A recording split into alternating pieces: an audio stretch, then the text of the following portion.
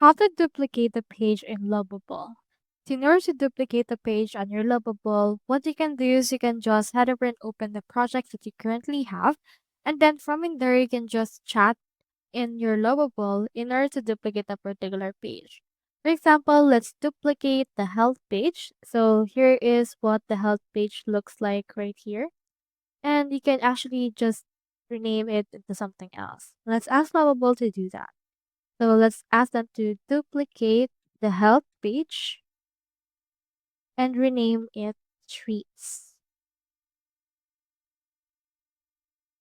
So in here, you can just send that to Lovable and it will think for a while. And after it's think, you can actually find it right here already.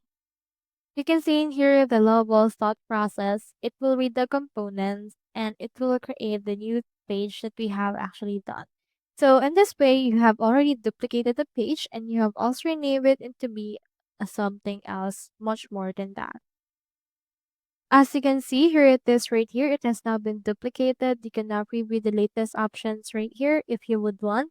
And once you're done, just head over and publish it all together. So that's how you duplicate the page in Lovable. I hope this video helped you out.